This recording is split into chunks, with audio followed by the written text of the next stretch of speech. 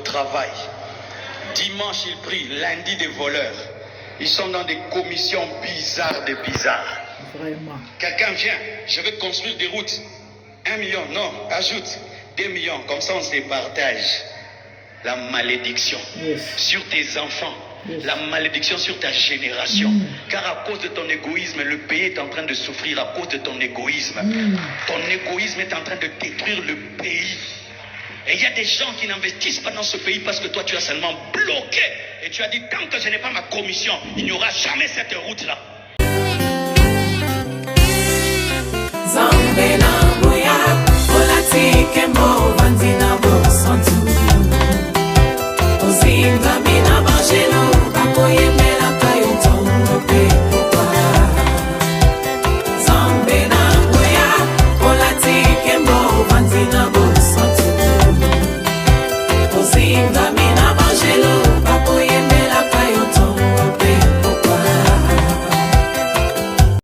MDG TV, une chaîne Went pour la cause de Christ.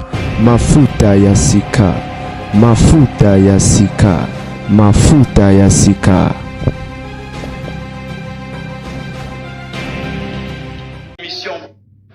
La plupart des Congolais volent au travail. Dimanche, ils prient. Lundi, des voleurs.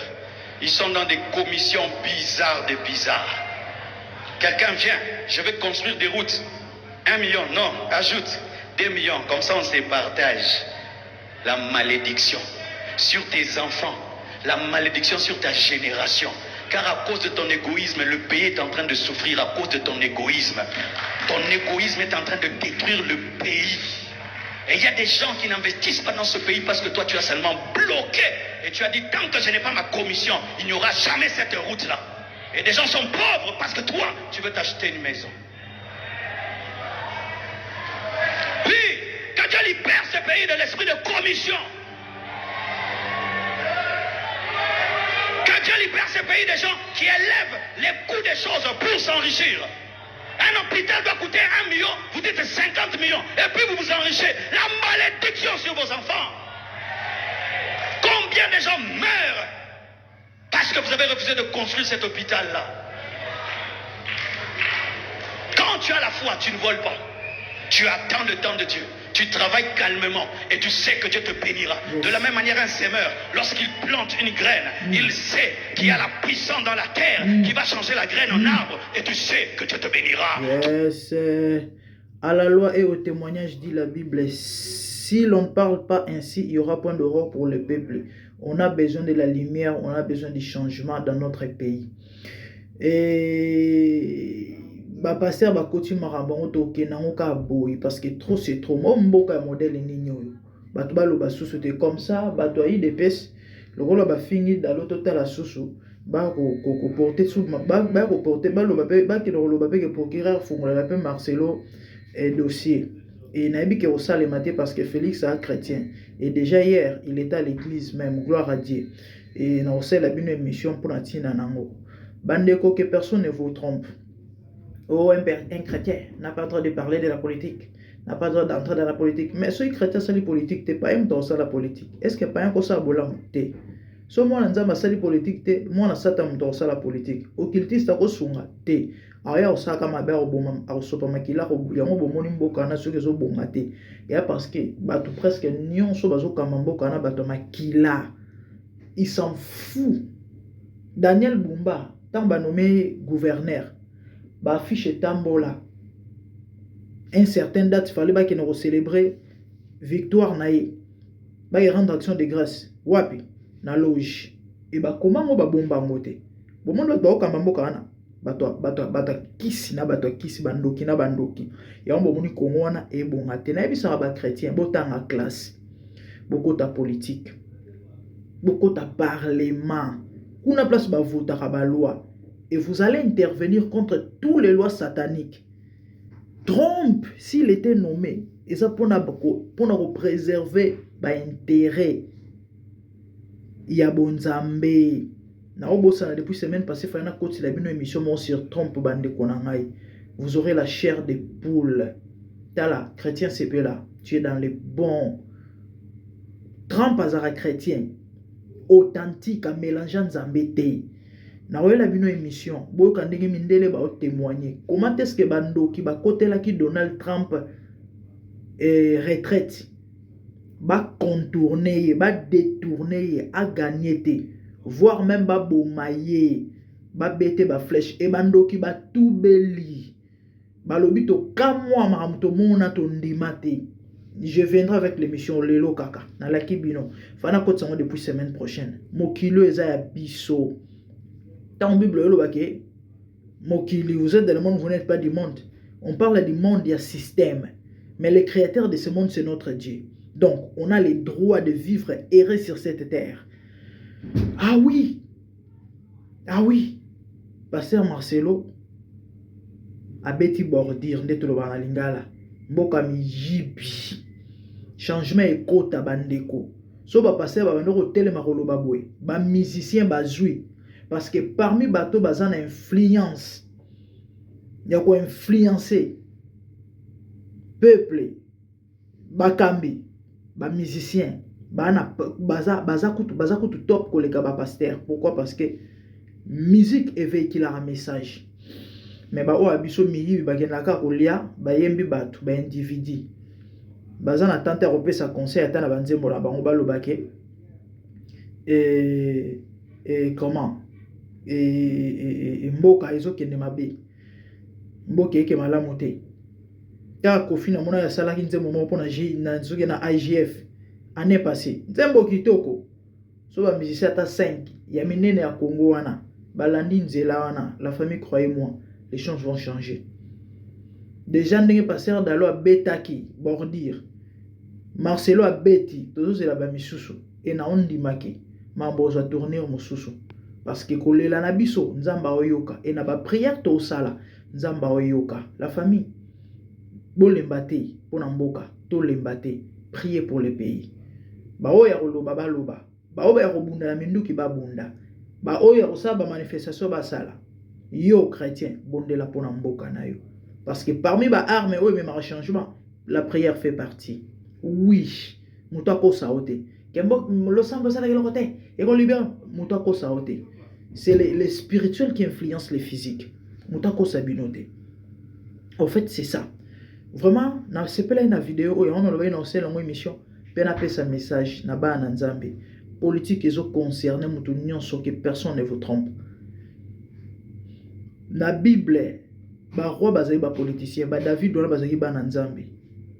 Joseph a préservé par na batu. Na e ba vie na nzala o ezara crise mondiale. Azali serviteur de Dieu. Et ba capacité on a ba talent on a don mayele on a mutapesa yango nzambe. Yo nzamba peso ba talent na ba don na mayele. Mais tala mambo yo sana ngwe. Pona yo politique ya mamba ba payen nana kosi yo. Dans la Bible, que vous serrez la tête, non, là, que vous croyez qu'ils ont des chrétiens rêveurs. Batumoro, ba slogan. Mais dans la Bible, vous serrez la tête. Vous allez influencer comment? En croisant les bras, bozo c'est la miracle. Mane uta likolo, non. Dans la classe. Tchamayele. Et nzamba ko tcha loboko. C'est ça. Ndenge ngelo ba vous serrez la tête, non, là, qui. Et ça, ndenge bokanisi la ngo wana te. Kola la kaka o koti ba prière ba jeune évangile ba tata kalana ba yela rabatu. Heureusement lelo ebele ba comment comprendre que chrétien ko pour un entrepreneur. Que chrétien a pour un business. Kala ezaki muto ka jeune atangi classe à silisi ake ko fana na église na permanence. On nzamba bengi ngai. Dieu merci lelo ba ya moment ba comment comprendre. Que Dieu soit loué pour ça. Une fois, nos frères, oh non, sur le bon côté politique aux chrétiens, ce qu'on a aussi ici, et ça parce que vous Bible, vous ne comprenez ni les Écritures, ni la puissance de Dieu. Trump a un chrétien authentique, azan a logement te, azan na mélange te. Parce que ce qui n'a qu'à logement songolo, toi zaki dans le mélange, il n'y a simba te. Anga gagné te Nzamba malamu et azana pour défendre l'intérêt ya royaume ya christianisme ya chrétienté il faut mona ba loi beti ba sete babiloko ba transgender bandoki ona ba yiko chake même moi na muke akukipe koluka ko s'orienter sexuellement akene ko se alobi hôpital o ko meka ba ko so ba très sérieux problème na otia la bino vidéo le soir na otia la bino j'étais fier à oyoka biloko na lobi Nzambe merci na adresse à bien. Oh Yesu Nzambe mindele mutako sabino te Jésus le dénominateur commun de tous les peuples. Apocalypse c'est le bas de toute tribu, de tout le monde, de toute race, au jaune, noir, vert, bleu. Anzamba batonyonso. Yom don nimela yesu tu es dans le bon CP là. La famille c'est ça. Minga olobezate. Tout le monde doit parler de la politique. Ah oui, parce que ceux qui s'occupent de la politique, les politiques s'occupent de yo. Sombo ke mabe parce que gérant ces habiletés politiques et mabe te yo pe chrétien ko souffrir. Et là bat baye barate en wana. Omoni ignorance. Beaucoup fa. Mon repolé les miso polé le beaucoup fi ba bola. OK lola mais na mukile azana bat quelque CP là. Ben enjoy life. Beaucoup tani pe na lola na bango. Moto sali perte na mukile. Ezali kamba va comprendre. Yaya Timba. La Bible dit à la fois ajouter la science, ajouter la connaissance. Ah oui. Lelo batu baliko tanga te batu baliko baksa connaissance te batu baliko ko sala ba recherche te. Et pourtant eza pona bola monayo. Plus tu connais, plus okene musika même na Nzambe. Dieu lorsqu'il utilise l'homme asuka ka place mutasuki so boye barate. Plus osa limité na connaissance, plus Dieu sera limité dans ta vie. Dans les jours qui viennent par la grâce de Dieu, j'aurai le temps d'expliquer, d'en parler. Ah oui, de choses on a possibilité autant à tanga. Tu appelles dans les ministères, théologie ils appellent oui, mais il y a sa connaissance. Qu'est-ce ça là? Et souvent on m'a embobelé au long de la zone d'ombre rebelle. Que Dieu vous bénisse. C'était ça. Et je crois, je vous laisse. Tout cas, sous passer à Marcelo. Abonnez-vous massivement. Et activez la cloche pour ne rien rater. Partagez aussi. Thomas Mbalassima, merci de bonnes choses. La plupart des Congolais volent au travail. Dimanche, ils prient. Lundi, des voleurs. Ils sont dans des commissions bizarres de bizarres. Très bizarre, papa. Quelqu'un vient, je vais construire des routes. 1 million, non, ajoute 2 millions. Comme ça, on se partage. La malédiction sur tes enfants. La malédiction sur ta génération. Car à cause de ton égoïsme, le pays est en train de souffrir à cause de ton égoïsme. Ton égoïsme est en train de détruire le pays. Et il y a des gens qui n'investissent pas dans ce pays parce que toi tu as seulement bloqué. Et tu as dit, tant que je n'ai pas ma commission, il n'y aura jamais cette route-là. Et des gens sont pauvres parce que toi, tu veux t'acheter une maison. Puis, quand Dieu libère ce pays de l'esprit de commission, quand Dieu libère ce pays des gens qui élèvent les coûts des choses pour s'enrichir. Un hôpital doit coûter 1 million, vous dites 50 millions, et puis vous vous enrichissez. La malédiction sur vos enfants. Combien de gens meurent parce que vous avez refusé de construire cet hôpital-là? Quand tu as la foi, tu ne voles pas. Tu attends le temps de Dieu. Tu travailles calmement et tu sais que Dieu te bénira. De la même manière, un semeur, lorsqu'il plante une graine, il sait qu'il y a la puissance dans la terre qui va changer la graine en arbre et tu sais que Dieu te bénira. Hosanna.